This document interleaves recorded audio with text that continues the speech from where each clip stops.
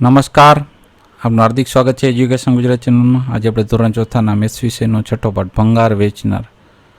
આ પાઠનું સ્વાધ્યાયપોથીનું સંપૂર્ણ solution video માધ્યમથી શીખવાનું છે. ચેનલ પર નવા હોય ચેનલ સબસ્ક્રાઈબ કરો, વિડીયો ગમે લાઈક શેર કરજો. પહેલો પ્રશ્ન છે, નીચે આપેલ નોટની કિંમત શોધો. એમ કીધું 100 રૂપિયાની 5 નોટ હોય તો કેટલા રૂપિયા થાય? તો થાય 500 રૂપિયા. પછી 5 રૂપિયાની 12 નોટ એટલે 60 રૂપિયા.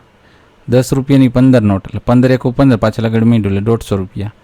15 5 14 5 ને 70, 70 પાછળ આગળ મીંડું એટલે 700 રૂપિયા. 504 નોટ થાય એટલે 2000 રૂપિયા. 20ની 8 નોટ થાય એટલે 160 રૂપિયા. 200ની 3 નોટ થાય એટલે 600 રૂપિયા. 2 રૂપિયાની 25 નોટ, 25 2 50 રૂપિયા. 200 રૂપિયાની 20 નોટ, 2 2 4 ને પાછળ 1 2 ને 3 મીંડા એટલે 4000 થઈ ગયા. 9 1 9 અને પાછળ 2 મીંડા 900 રૂપિયા. બીજો પ્રશ્ન છે, નીચેના પ્રશ્નો જવાબ આપો કે 50 રૂપિયાની કેટલી નોટથી 300 થાય? તો 300 ભાગ્યા 50 કરવાના. એક એક મીંડું ઉટી ગયું. 6 5 ને 30 થાય એટલે 6 નોટ થઈ. એ જ રીતના 20ની કેટલી નોટથી 180 થાય? 180 ભાગ્યા 20 કરીએ. એક એક મીંડું ઉડી ગયું. 9 2 18 એટલે 9 નોટ થશે. 500ની કેટલી નોટથી 8000 થાય? તો 8000 ભાગ્યા 500 કરીએ. 2 2 મીંડા ઉડી ગયા. 80 ભાગ્યા 5 કરશું, 16 85, બરાબર 16 આવશે.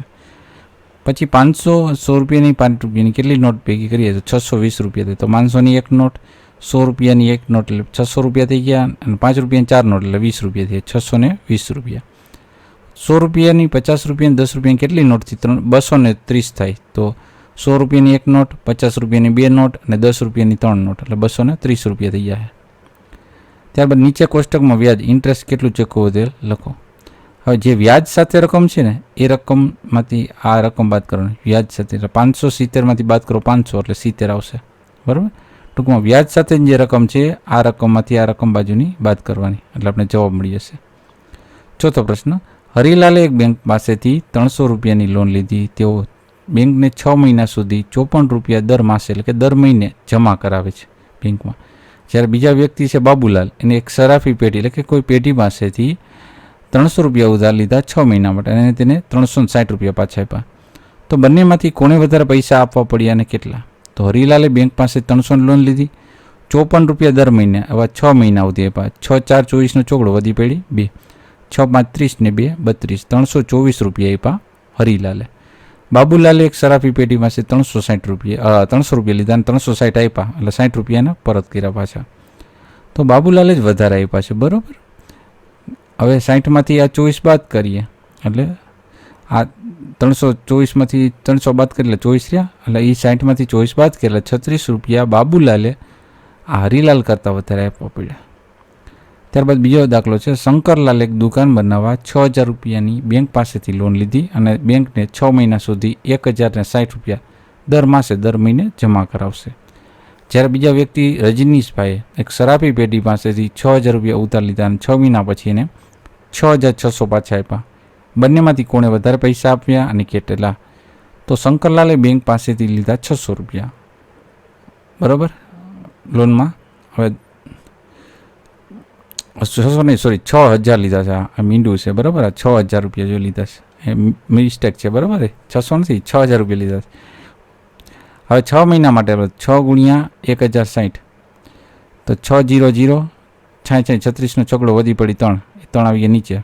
6 એકુ 6, 6360 રૂપિયા આપ્યા, બરાબર. રજનીશભાઈએ 6000 લીધા અને 6600 આપ્યા. 6600માંથી 360 બાદ કર્યા એટલે 240 રૂપિયા કોણે? રજનીશભાઈને વધારે આપવા પડ્યા. ત્યારબાદ આમાં કોષ્ટક છે, એમાં નફો થશે કે નુકસાની તમને સમજાવી દો. જો વેચાણ કિંમત છે ને એ મોટી હશે ને ખરીદ કિંમત કરતાં તો નફો થશે. ચાહે મોટી છે, આ કિંમત કરતાં આ કિંમત મોટી, નફો. હવે અહીં તમે જો આ કિંમત કરતાં આ કિંમત નાની છે એટલે નુકસાન થયું. હવે શું કરવાનું છે કે મોટામાંથી નાની કિંમત બાદ કરવાની છે એટલે તમને કેટલા રૂપિયા નફો થયો ને એ ખબર પડી. 40માંથી 35 બાદ કરી એટલે 5 આવી ગયા. 165માંથી 135 બાદ કરી એટલે 30 આવી ગયા. નફો કેમ ચેક કરવાનું? કે વેચાણ કિંમત વધારે હોય ખરીદ કિંમત કરતાં તો નફો થશે, ઓછી છે તો નુકસાન થશે. અને મોટામાંથી નાની બાદ કરશો એટલે કેટલો નફો નુકસાન થયું એ તમને ખ્યાલ પડી જશે, બરાબર. નેક્સ્ટ છઠ્ઠો દાખલો છે પેન્સિલ. હવે આમાં એક એક વસ્તુ છે. આપણે 15 પેન્સિલના 45 તો 25 પેન્સિલના કેટલા, બરાબર. તો એના 75 થશે. એનો દાખલા ગણવો પડે, બરાબર. તો આપણે એકાદ જોઈએ દાખલો. હવે જુઓ 15 પેન્સિલના કેટલા છે? આ રીતના બધામાં ત્રિરાશિ મળવાની. 15 પેન્સિલના 45 રૂપિયા છે. ઓકે, અહીં રહ્યું આ વિગત. અહીં આપણે કેટલી કીધી? 25 પેન્સિલના. તો 25 પેન્સિલના કેટલા રૂપિયા થાય? પ્રશ્ન ચિહ્ન. ક્રોસ ગુણાકાર કરવાનો છે. 25 ગુણાંકમાં આવશે આ 45 અને છેદમાં આવશે આ 15. 15 3 45 થાય, બરાબર. તો છેદના 15 અંશના 15 રદ થઈ ગયા. વધ્યા કેટલા? 25 ગુણકમાં 3. 25 3 ને 75 રૂપિયા. જો આપણો જવાબ આવી ગયો. ઓકે, આ રીતના કરવાનું. પહેલાં જે વિગત આપી છે લખ નાખવાની, એની સામે આ કેટલી વિગત આપણે મેળવવાની છે. પછી ક્રોસ ગુણાકાર કેનો કરવાનો છે? આ પહેલી વિગતનો અને આ બીજી વિગતની, અને આ છેદમાં આવશે. ઓકે, પછી છેદ ઉડાડશો એટલે જવાબ મળી જશે. આ બધાના જવાબ એ રીતના મેળવશે. ત્યારબાદ 7મો છે પસ્તી ભંગારવાળાની દુકાને ભાવની યાદી આપી છે. પ્રાઇસ લિસ્ટના આધારે આપણે પ્રશ્ન જવાબ આપવાનો છે. 40 કિગ્રા વર્તમાનપત્રના કેટલા થશે? 1 કિગ્રાના 15, તો 40ના કેટલા? 40 ગુણ્યા 15, 15 4 60, પાછળ લગાડ્યું મીંડું 600 રૂપિયા. એ જ રીતના 22 કિગ્રા પ્લાસ્ટિકની કિંમત છે. 1 કિગ્રા પ્લાસ્ટિક 14 રૂપિયા. 22 કિગ્રા કેટલા થશે? 22 ગુણ્યા 14 થશે 308 રૂપિયા. એ જ રીતના 1 કિગ્રા રદી કાગળને 8 રૂપિયા. તો 25 કિગ્રા કેટલા? તો 25 8 ને 200. એ જ રીતના નેક્સ્ટ દાખલાઓ આપેલા છે બધા. છઠ્ઠો દાખલો સુરેશભાઈનો છે.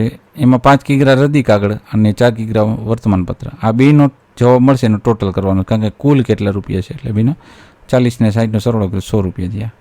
સેમ ટુ સેમ બીજો દાખલો છે સુશીલાબેનવાળો.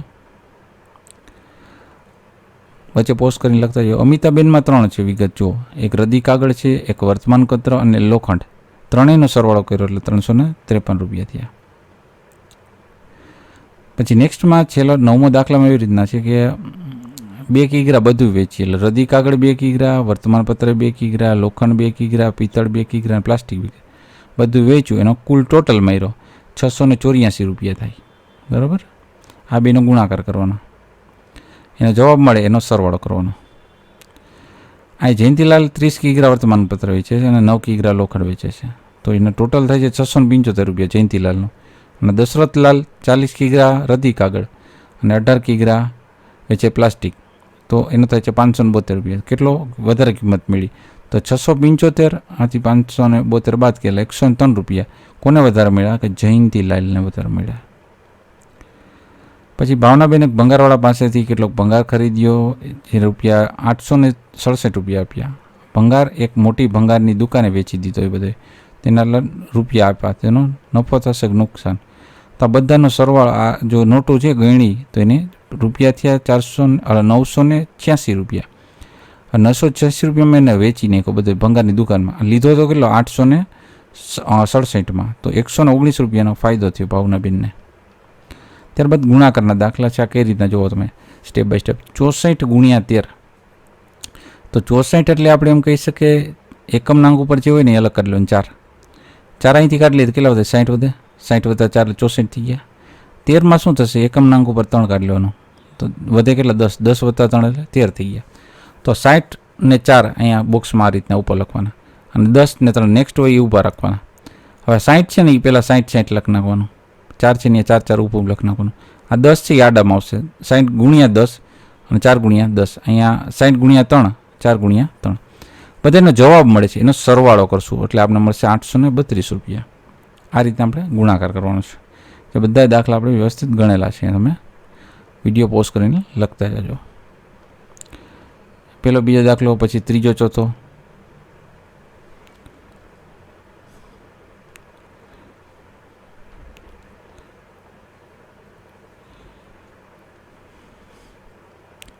પાંચમો છઠ્ઠો દાખલો છે. સાતમો આઠમો. 10મા પ્રશ્નમાં એમ છે 163 ગુણ્યા 8. હવે 3 અંક થયા જુઓ તમે. એકમના અંક ઉપરથી 3 કાઢી લીધા, દશકના અંક ઉપર 6 અને 100ના અંક ઉપરથી 1. એકમમાં મીંડું ના આવે, દશકમાં 1 મીંડું આવે અને 100માંથી 2 મીંડા આવે. તો 100 વત્તા 60 વત્તા 3 કરીએ એટલે 163 થઈ ગયા.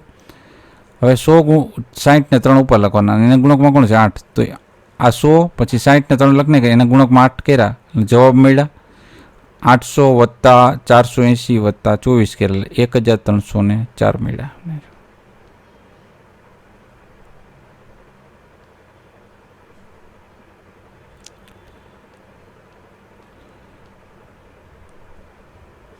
ત્યારબાદ આપણે ચાલો ગૃહ કાર્ય કરીએ. એમાં આપણે પૈસાના સિક્કાનો ઉપયોગ કરીને 1 રૂપિયો બનાવવાનો છે. તો 25 પૈસાના 4 સિક્કા ભેગા કરી 1 રૂપિયો થઈ જાય. 10 પૈસાના 10 સિક્કા, 10 10 ને 100 પૈસા થયા, એટલે 100 પૈસા એટલે 1 રૂપિયો થઈ ગયો. ટૂંકમાં 100 પૈસા કરવાનો. ઓકે. પછી 50 પૈસા ને 25 પૈસા બંનેનો ઉપયોગ કરવાનો. તો 50 પૈસાનો 1 સિક્કો અને 25 પૈસાને 2 એટલે 50 પૈસા એ થઈ ગયા, એટલે 1 રૂપિયો થઈ ગયો. એ જ રીતના બધા લખેલા છે કમ્પ્લીટ. પછી 50ની 9 નોટથી 450 થઈ, 9 5 પિસ્તા પાછા લગાડ્યું મીંડું એ રીતના, અને બધાનો સરવાળો કર્યો છે. અહીંયા 100ની નોટનો સરવાળો કર્યો, પછી 50ની નોટનો, પછી 20ની નોટનો ને 5ના સિક્કાનો, બધાનો પછી આમ ટોટલ માર્યો એટલે 690 આવ્યા. પછી આ બધાની નોટો ગણી છે, દાખલે 200ની 3 નોટ એટલે 600 એ રીતના, 100ની 4 નોટ એટલે 400, આ બધાનો સરવાળો કર્યો એટલે કુલ રકમ મળી ગઈ અહીંયા. નેક્સ્ટ છે દીપાલી ફળની દુકાને ગઈ હતી, એમાંથી આ ભાવ છે આપેલા ફળ અને એના કિલોના ભાવ, એના આધારે પ્રશ્નનો જવાબ મળે. કયું ફળ મોંઘું છે સૌથી? મોસંબી. દીપાલી 2 કિગ્રા દ્રાક્ષ લીધી, 3 કિગ્રા કેળા લીધા, બેનો સરવાળો કરેલો, કુલ એવા 470 રૂપિયા. એ જ રીતના બીજા દાખલાઓ છે.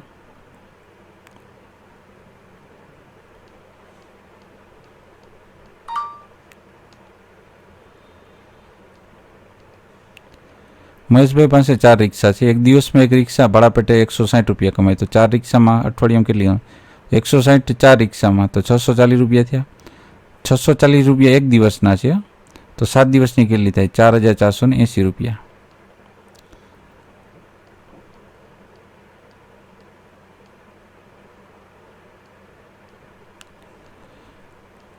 આગળ જે ભાવના બેનવાળો જોયો એ રીતનો દાખલો સોનલ બેનવાળો છે.